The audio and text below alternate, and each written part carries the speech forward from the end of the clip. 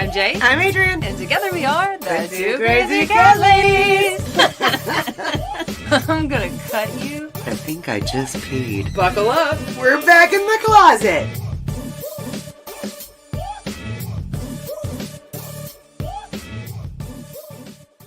Welcome to another episode of the Back in the Closet with the Two Crazy Cat Ladies, where we are back with the beautiful scientist and extraordinaire, Dr. Emily Stein, the brain behind the teeth for cats, the teeth product that's for humans and dogs and everything That's now. literally changing the globe when it comes to dental health in ways that are just extraordinary.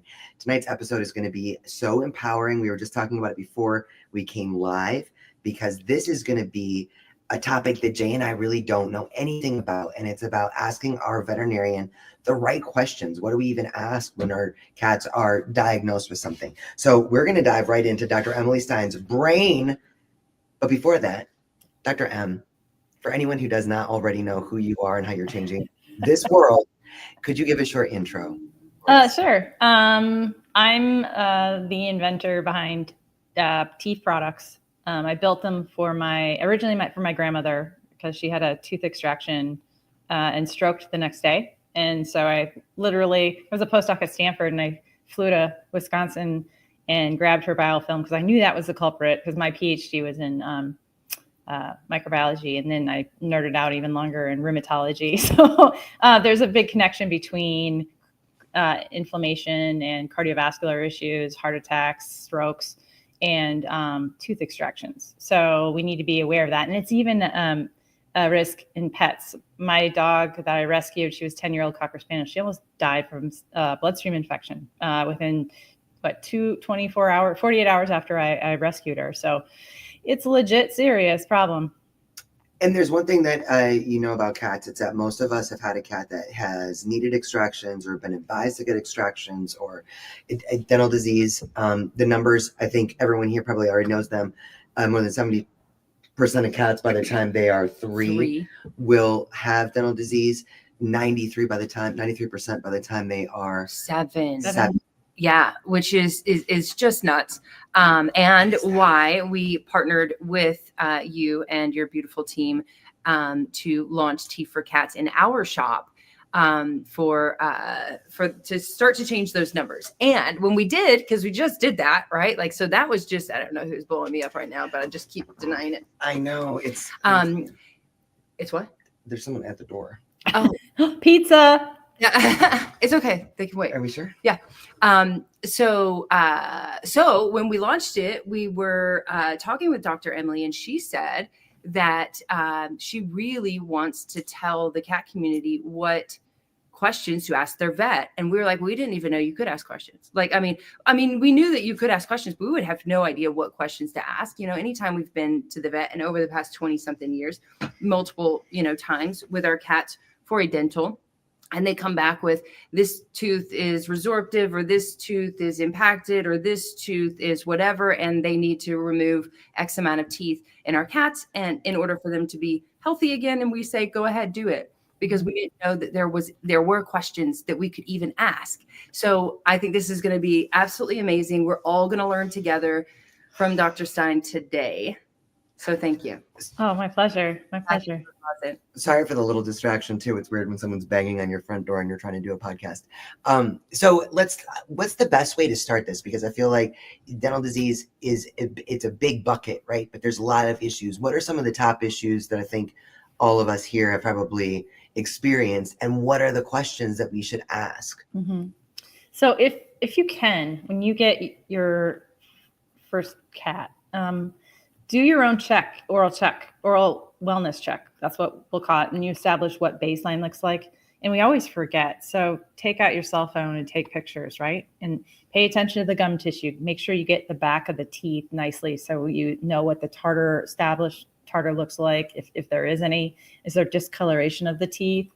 And then pay attention to the tongue, and then also to the gum tissue. If it's red and puffy, then that is a sign of soft tissue inflammation and problems, gingivitis. Or if it's overgrown, then you can have stomatitis and resorption, Look for broken teeth. That can be common sometimes and can lead to the need for a root canal or just an extraction. Extractions are the cheapest for the vet to perform. They're expensive for us to have to pay for. Yeah. I didn't know that cats could get root canals. Yeah. If you have a dead root, you can either. So what's interesting is now in veterinary medicine, there's a subset of specialists that are vet dentists. And so they're doing like really interesting procedures these days that mimic a lot of what is done on the human dental side. Wow. Wow. Okay, so something that we went through, let's take a personal example. Experience. Yeah, a resorptive tooth. Explain to everyone what that is. Very painful for a cat, first of all. And so there is, okay, so let me just back up. There are 3 conditions that can be painful for cats, in the mouth in particular. Gingivitis, stomatitis, and resorption. Right. Broken tooth, maybe not, depends on what's going on and how deep. But anytime you get that soft tissue upset, it can either overgrow and become tumor-like in its growth and coat over the tooth. So you got to dig out that tissue that's uncontrollably growing. It's not really a tumor, but it kind of looks like it. So pay attention to the gums on a regular basis. I would say once a year, just check. Because when I had my cat rescue, I rescued him when he was like 2 months old, 3 months old. And then he lasted till 19 with only 2 dentals. Really? Mm-hmm. Didn't lose a tooth. Okay, so we were in a situation where one of our cats had a resorptive tooth. What are the questions when they say, oh, we have a resorptive tooth going on. We need to get it pulled. What say you? Yeah, get a second opinion.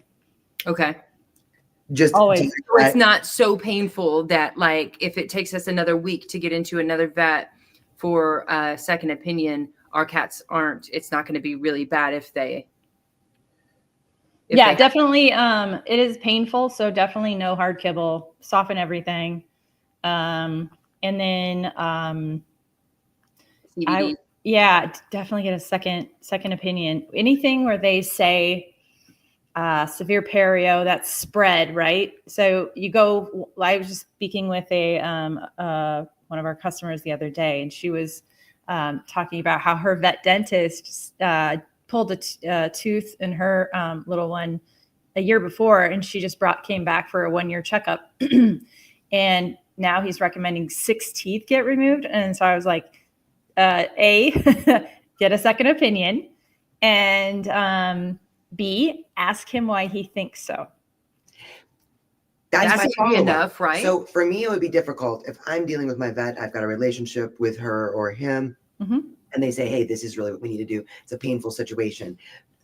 I feel comfortable just being like, oh, okay, I'm going to go get a second opinion, right? That's your right. Your full right to do best for your little one is to get a second opinion. And dentistry is subjective. And that's why we use various different, well, I'm not a clinician at all, but they use different tools to measure. But even the measurement tools for pocket depth or bleeding on probing, so they poke at it, is, and count the bleed sites basically and get a score.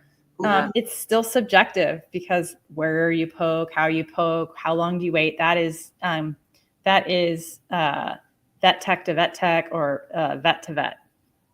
Okay, so that's my question though. What am I looking for? What are the questions that I should be asking when I go in for that second opinion or to my established vet? Like, so blind them first. Don't say what they had. Take your pet in and just say, I would like a second opinion. There's something going on in the mouth. Keep it very top level, and then have them tell you, because otherwise you're going to bias their exam. Because remember, they're human, right? And they don't have a magic wand that they can, like a probe that they can stick in the mouth and do all the assessment and know right away, resorptive tooth. Well, and you think about it, like veterinarians, kind of get the brunt end of the deal here because I don't even know if that's the right word. I never use the right phrases, but whatever. Blunt end? but they get the short end of the stick, whatever. There we go. Because That okay, works. thanks. Because like if we wouldn't go to our primary care physician and be like, hey, can you check my teeth, right? Like you have actual dentists that you go to, you have eye doctors, you have dentists, and you have your primary care doctor, right? Mm-hmm. And then there's specialists of all sorts. But when it comes to our cats, that one We usually just have a veterinarian has to check the eyes and the mouth, and they have to know all of that. And it's not like they have extra years of schooling in order to know what. Yeah, no, they're in the trenches every day, right? So, and they have to take CE credits, and people like me can nerd out and learn about this stuff all day long, and then give them the here's the latest and greatest about what we're learning. Mm-hmm. But signs outside the mouth that you can look for are like really the lacrimal glands or the tear ducts. It's really goopy or really a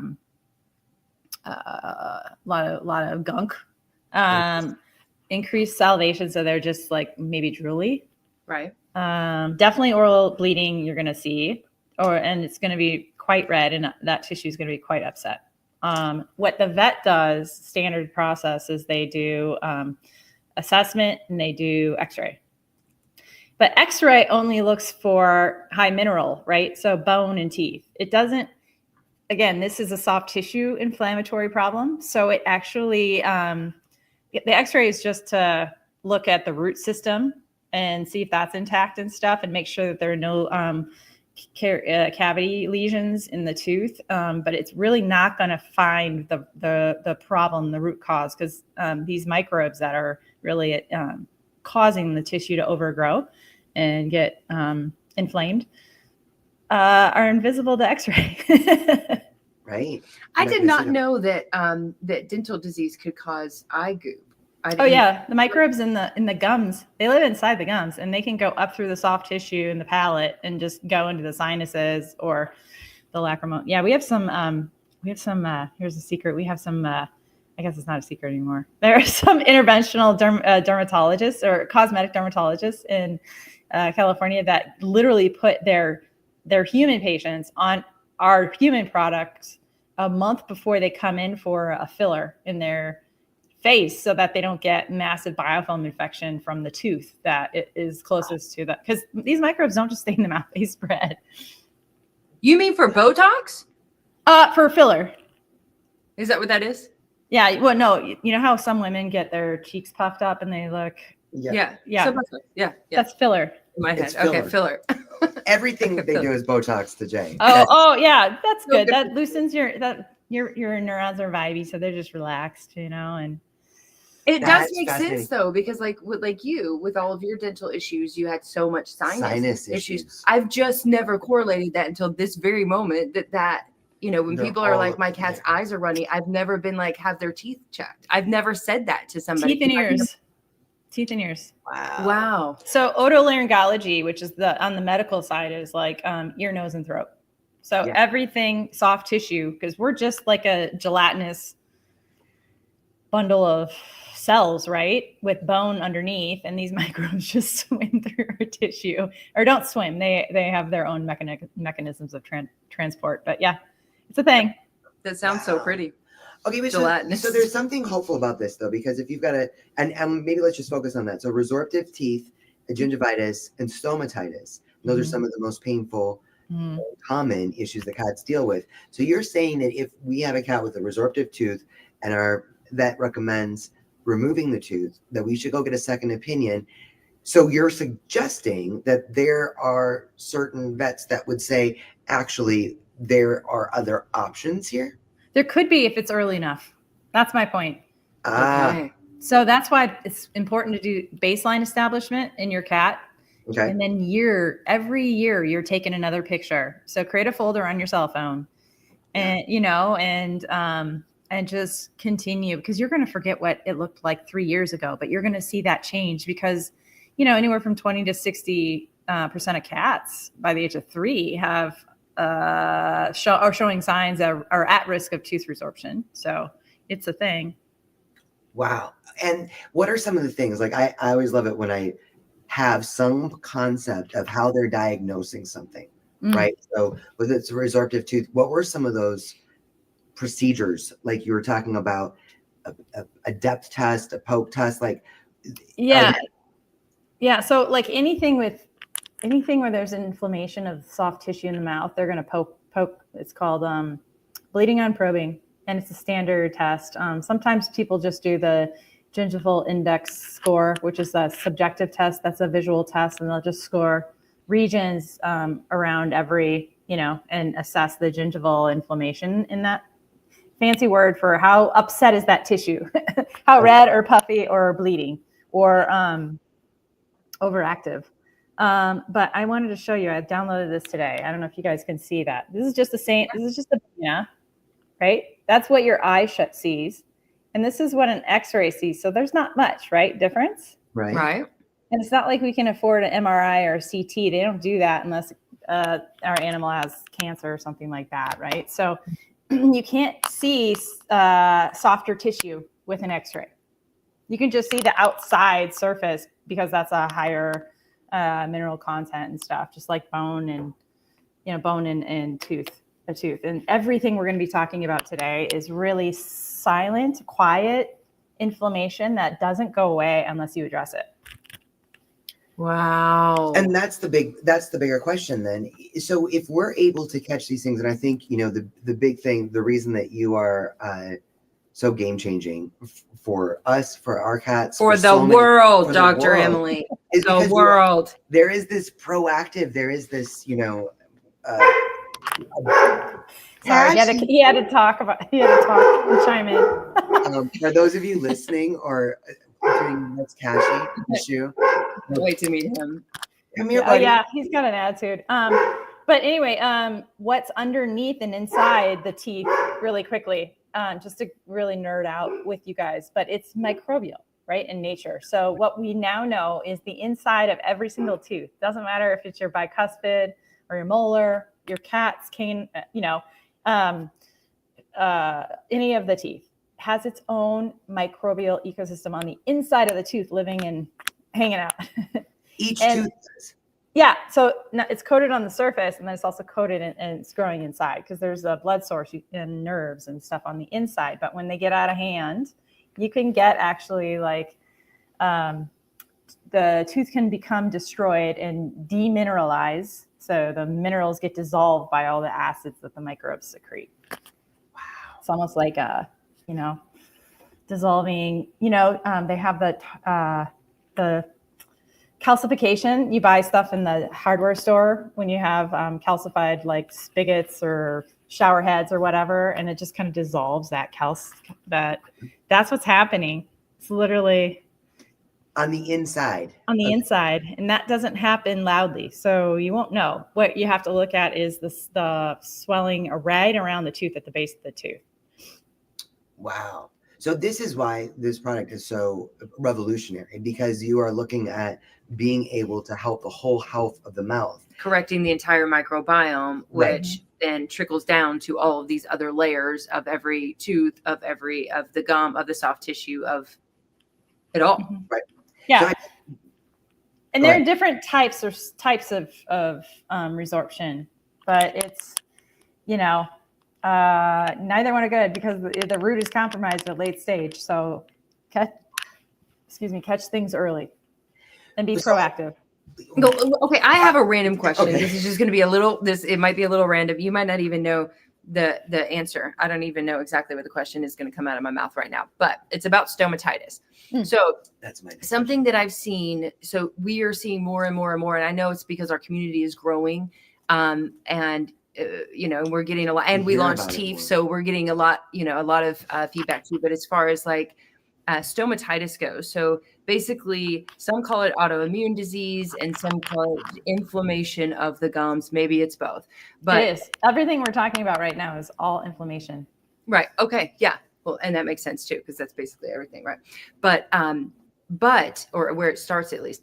But the issues that we have seen for the past 10 years with cats is that someone goes in and they say, what's wrong with my cat's teeth? They can tell that they're in pain. And once they're showing that they're in pain, it's bad. So they're taking their cat to the vet. The vet diagnoses stomatitis and recommends a complete tooth extraction.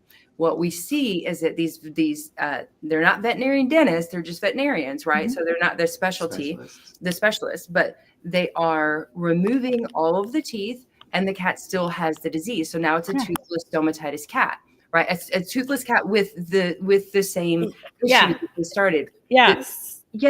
So I have heard, I guess this is my question. So I have heard that if it was a veterinary dentist, right, so a specialist, and they were able to remove the roots as well, that could take care of the problem, and then you'd still have a toothless cat, but they would no longer have stomatitis. But I've never seen that because I've read that, but I've never seen that because in every single case that come to us, it is exactly that. They go to the dentist, they have the teeth, they get the diagnosis, they have the teeth removed, the cat still has stomatitis. What say you about this? Yeah, that's because you didn't get rid of the root cause. The teeth are the cause. The teeth are held in place by a ligament, just like a joint, we muscles and stuff. So bones get connected to soft tissue through a ligament. So the teeth gets connected to the jaw through that ligament, and you got the sandwiching of the gingiva that kind of keeps everything together. It's like the foundation, and then you got your teeth sticking up, and it's really tight normally in there, but microbes get down in there between the tooth and the tissue. And we're even finding it's a predominant problem is related to certain kinds of microbes, such as fungal species, believe it or not, that trigger an immune response in such a way that really overstimulates. You think resorptive teeth are a problem. It's really aggressive, like near the glands, usually in the back of the mouth.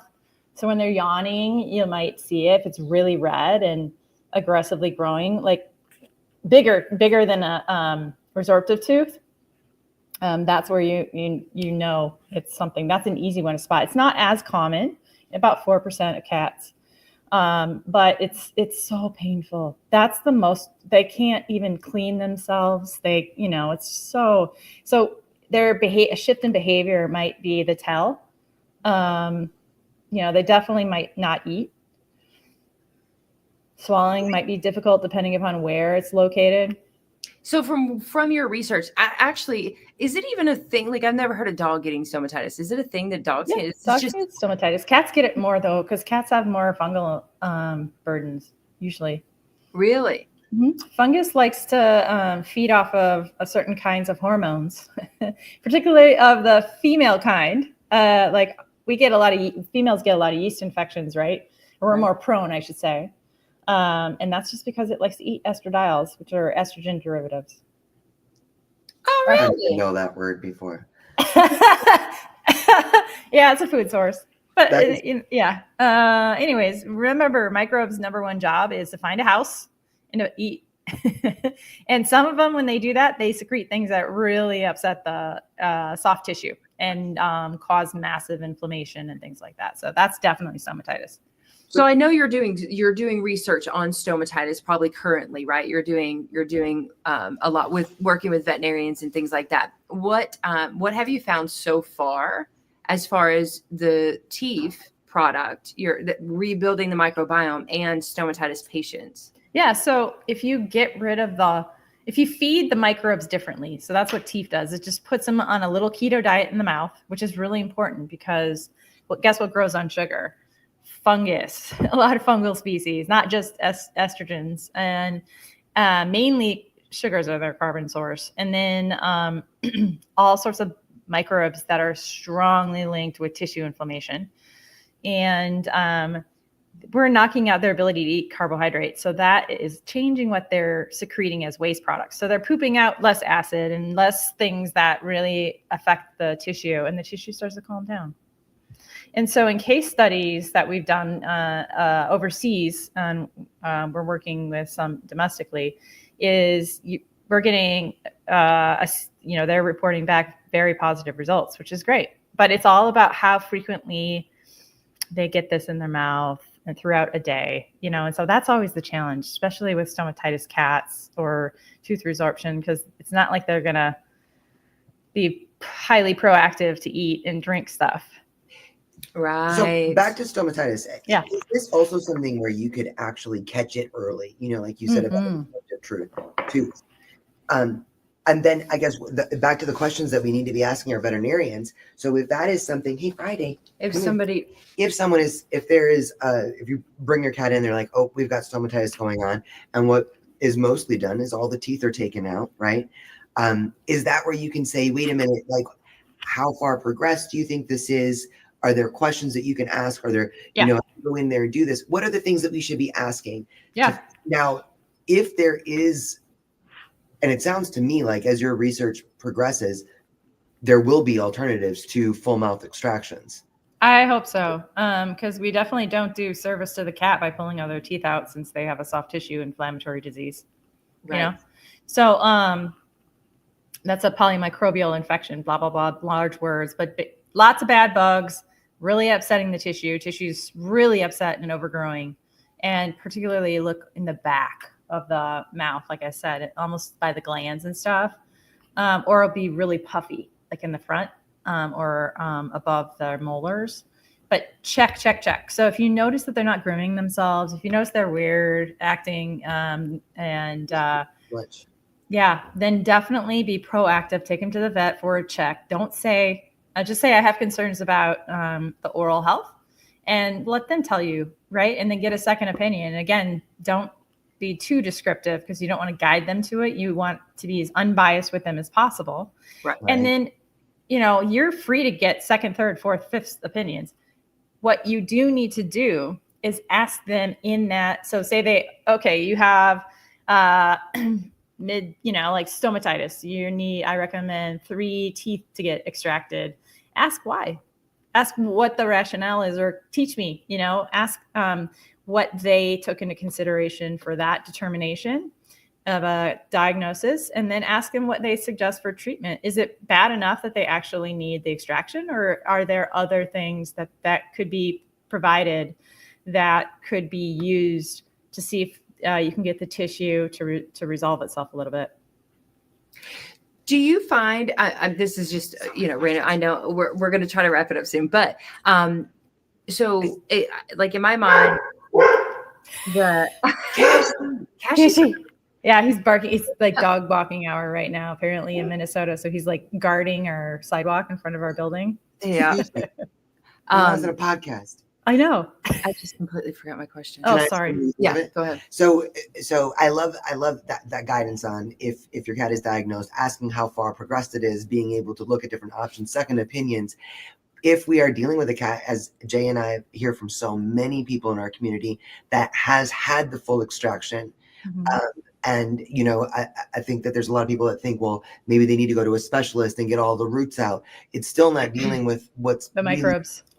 Gums up. What kind of questions can we ask our vet then? Is it kind of along the same lines of, you don't want to throw a bunch of anti-inflammatories. Yeah. I was going to say, it was like if we ask for a second opinion, they're probably going to say steroids, right, to bring down the inflammation, or an antibiotic to bring down the infection, right? Or they could do an antiseptic like chlorhexidine or something like that, or it just depends on the kind of vet that you see. The holistic vets have different suggestions than traditional vets, but the go-to is always pull the tooth. Yeah. Even though it's so interesting to me, just in this conversation, is that, for as many cats as we've seen that have the full tooth extraction with stomatitis, they'll have stomatitis.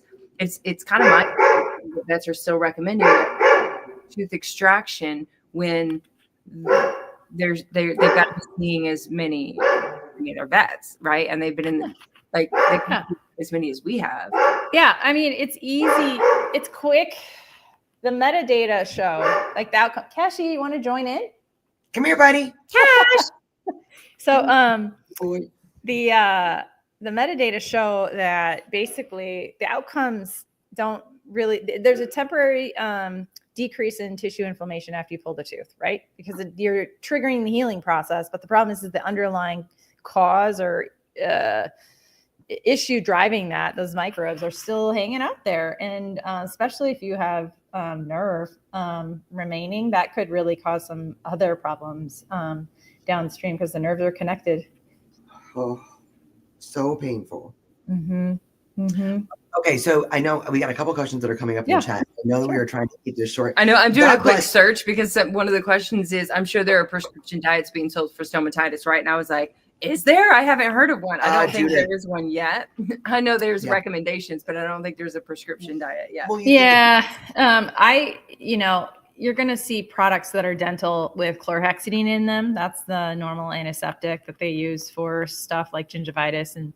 And that kills a lot of microbes, but then they swallow it, right? And then that can actually have downstream implications for gut microbiome health. And they're selling that, or that's a drug? It's in some dental treats on the market. So be aware. Some of it's you'll see, they might do like, not rinses. You can't do rinses on cats, but when they put them under, they might do treatment when they're doing a deep clean, to see if they can get anything out.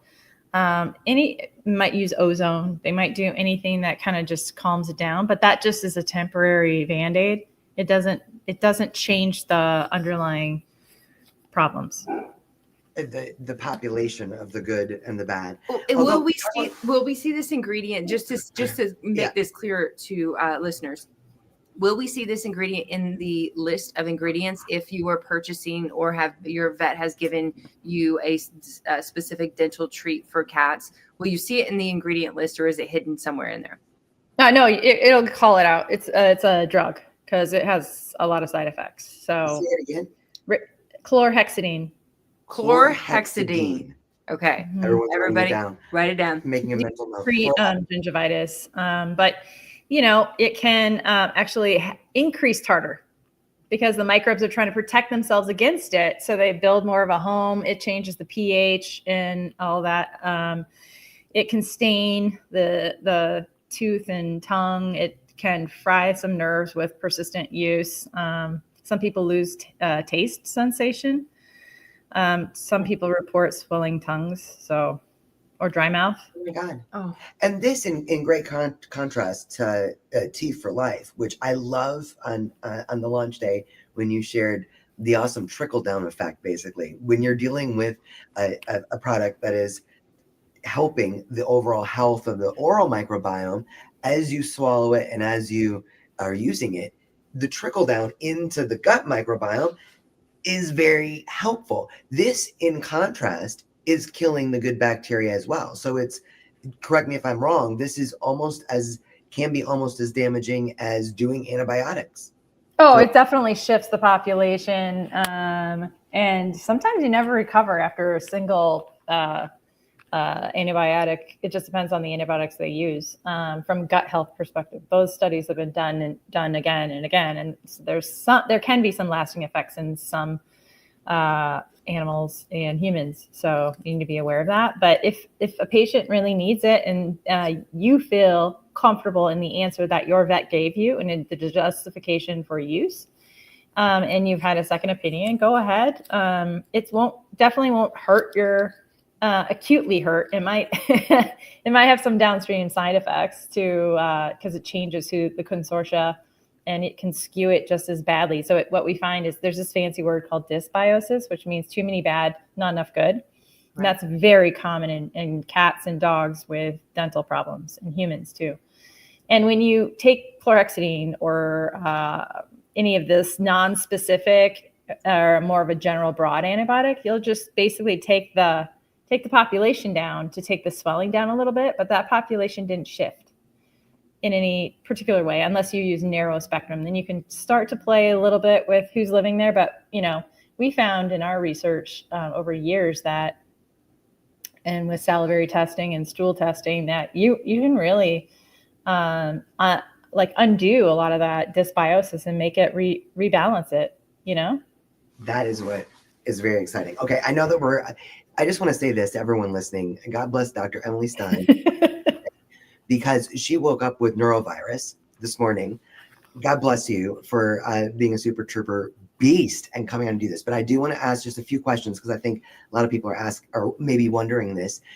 Bonnie, I think, just started her little one, or just got Teeth for Life. Cool. And she's got a little guy that's going to the vet specialist.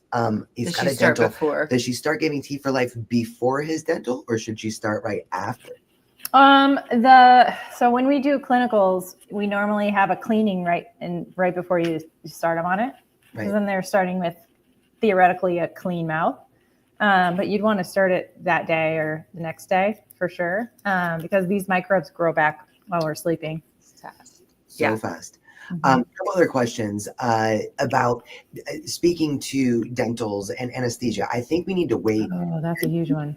Right? Like, I think that we need to have you back to kind of talk about the dentals themselves, anesthesia. I think what's really exciting about this product, something that we're so excited about with our cats, and you've experienced this as a human being yourself, that Teeth for Life, the human product, the one for our babies, which will be back in stock. Yes, Lord. Tomorrow. So tomorrow evening. So it might be Friday before we get shipping again, but very excited for that to be back in stock for our babies. One of the great benefits of this is that it works on the oral health of the mouth so that we can go in for a dental exam. And as you've experienced, you haven't had any kind of dental work done, dental cleanings done, anything that would require anesthesia since you have 16. That is something that we can be proactive, retraining the microbiome in our cats' mouths will, which is what's exciting to me, reduce the amount of times they need to be put under anesthesia.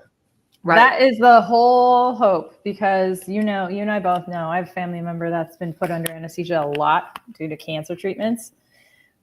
Loss of cognition is a side effect of regular anesthesia exposure. Yeah.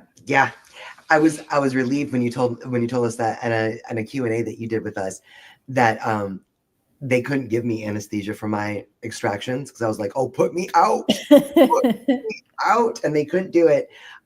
What did you get? Was it okay? It was, but I was completely aware of every single little thing. It was torture. It was not pleasant. It definitely makes me want to take care of my oral health, and it gives me a whole new empathy for our cats. Because dentist trauma is real. They suffer in silence. They can't tell me when they have a mind-numbing toothache. We might find out from some subliminal clue. But I would love to have you back. You're so gracious for your time with us. Absolutely. And I just want to put a bug in everybody's ear. Remember, cats are constantly preening themselves, licking themselves, right? Those harsh microbes get transferred very easily throughout the household, on the fur, on the genitals, you name it, on the eyes. They're alive. They get transferred. Okay, so we've already kept you way over time. Thank you for doing this, even though you're not feeling well. Let's plan another time where we can talk about some of those other big heavy hitters like anesthesia and what we should be looking for. If there's types of anesthesia, it would be better for our cats if they do need to go under. And also let's talk about, like you mentioned earlier, it's all about the frequency of getting teeth in there to help with the oral microbiome. You've got some exciting stuff coming up. So I think we definitely need to talk about those. Talk about that. Yeah. And I just want to put it out there. Don't be afraid of having a conversation with your vet. Yeah. An honest conversation. Because they're humans. Yeah. And I think that's the big takeaway is that, like you said, asking for a second opinion is our right. And there may be a different knowledge base, there may be different experience, there may be other alternatives. And the whole point is to have the best outcome for these beautiful little beings that we're their only advocate. And ideally we find a beautiful teammate in our veterinarian. Absolutely. Their best life. Dr. Emily Stein, thank you so much. Thank you guys. I'm glad I made it without vomiting. We are too. And we're very grateful that you we tried to give her the out. We were like, oh my gosh, really? We can reschedule. Like, no. She's like, no, we got this. Let's go. Yeah, I'm no longer heaving, so that's good. But incredible for being so Yeah, I'm gonna go back to bed. We thank love you you. so much. Thank you so much for your Thank you knowledge, so much. for your time. You guys, we will keep you posted when we have Dr. Emily Stein back on. Yep. Until then, hey, Teeth for Life is coming back in stock tomorrow. Yep. So it'll be back. And thank you so much for making that, Dr. Emily Stein. Oh, Yes. thank you guys for telling everybody about it. Let's go. All Let's right. save all the We kids. love you all. We We'll love see you you soon. guys. Mwah. Bye, guys. Good night, everybody.